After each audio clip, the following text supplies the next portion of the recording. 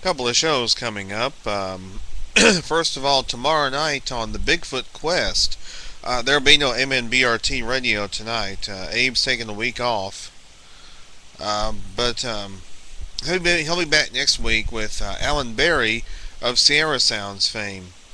Anyway, tomorrow night on the Bigfoot Quest, Bob and Mike will be back, and they'll be bringing William Barnes on. William Barnes is the man behind the Falcon Project, which he describes on his website as the most penetrating search for Sasquatch Bigfoot ever conducted in North America. He and his partners will be conducting aerial searches for the creatures in various areas throughout North America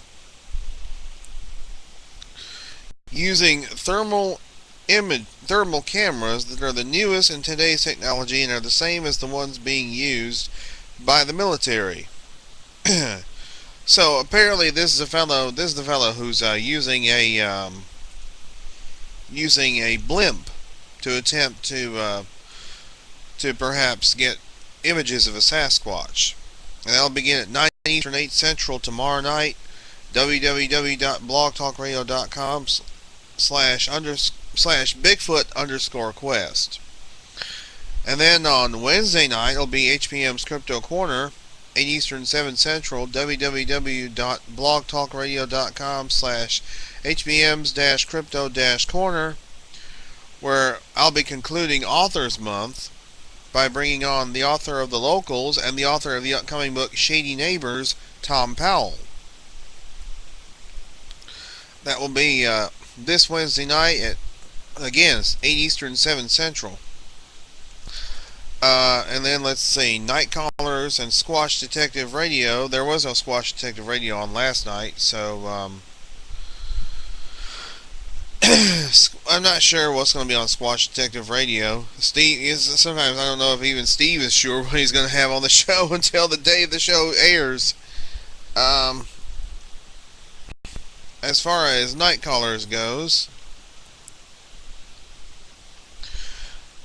I'm not sure if this is the week they're having Ronnie Roseman or not. Or, excuse me, next week, I should say. I know they're supposed to have Raoul Roseman on sometime in the near future. Oh, Georgia Bigfoot Research and Investigations, Jan C. Allen will be the guest on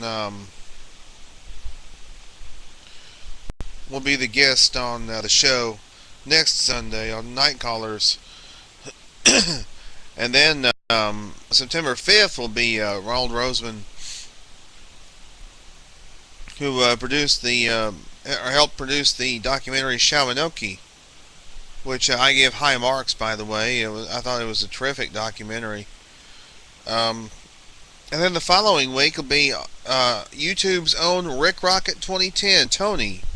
He'll be the guest on September 12th at 7 Eastern, 6 Central. All those shows, Night Callers can be found at www.blogtalkradio.com/nightcallers.